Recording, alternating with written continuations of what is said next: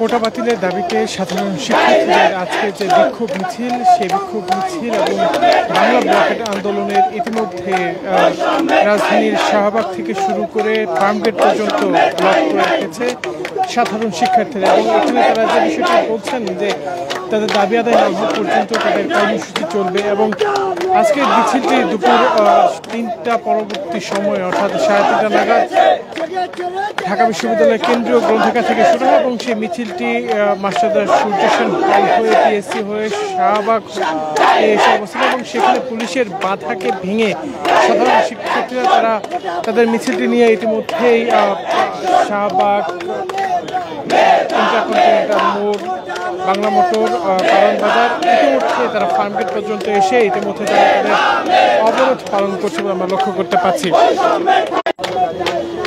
ইতিমধ্যে এখানে যে চিত্রটি আপনারা দেখছেন যে সাধারণ শিক্ষার্থীরা বিশেষ করে দুটি, একটি হচ্ছে ঢাকা বিশ্ববিদ্যালয় এবং আরেকটি সরকারি তিতুমির কলেজের একত্রিত অবস্থানে ইতিমধ্যে ফার্মগেটের সড়কটি পুরোপুরি জনবিচ্ছিন্ন হয়ে গিয়েছে। এবং ইতিমধ্যেই দেখছেন যে সাধারণ শিক্ষার্থীরা তারা স্লোগান দিয়ে তারা এখানে তাদের অবস্থান পালন করছে। এবং ইতিমধ্যেই বলা যায় যে সম্পূর্ণ ঢাকা শহর জুড়েই যে সাধারণ শিক্ষার্থীদের অবস্থানে বলা যায় প্রত্যেকটি সড়কই বন্ধ হয়ে গিয়েছে, যার ফলে জনদুর্ভোগের সৃষ্টির যে বিষয়টি সেটি আসলে আমরা লক্ষ্য করেছি।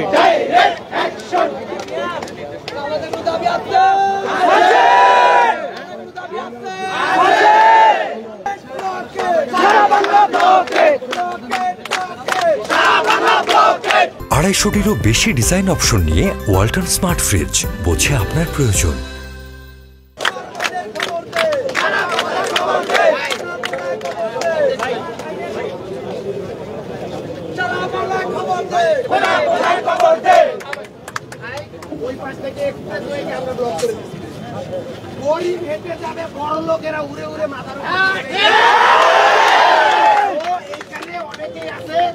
এইখান থেকে 30 জন ওইখানের আমরা এসে যাই, আমাদের আসতেছে রাস্তা আছে।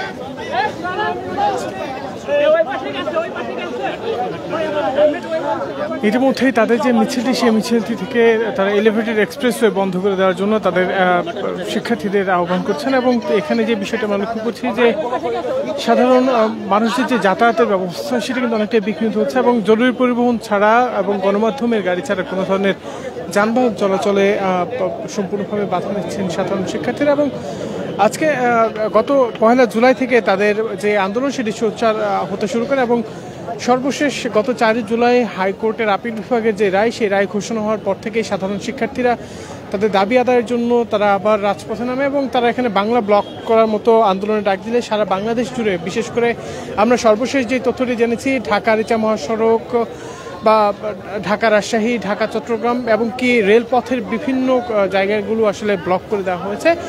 ইতিমধ্যেই আমরা ঢাকার যে চিত্রটি দেখছি যে ঢাকার ফার্মগেট থেকে শুরু করে শাহবাগ মোড়, এর পাশাপাশি সায়েন্স ল্যাব মোড়ে, গুলিস্তান মোড়ে জগন্নাথ বিশ্ববিদ্যালয়ের অবস্থান, ঢাকা আরিচা মহাসড়কে জাহাঙ্গীরনগর বিশ্ববিদ্যালয়ের অবস্থান এবং রাজধানীর বিভিন্ন অঞ্চল জুড়ে সাধারণ শিক্ষার্থীদের যে অবস্থান সেটি আসলে তারা ধরে রেখেছেন।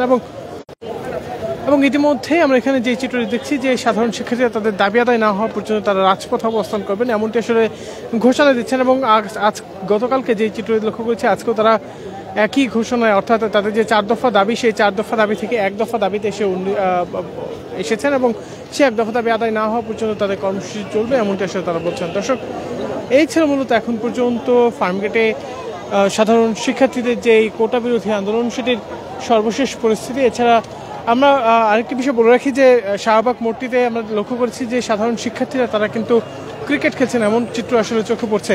দর্শক, এই ছিল মূলত এখন পর্যন্ত এখান থেকে সর্বশেষ পরিস্থিতি। ধন্যবাদ সকলকে।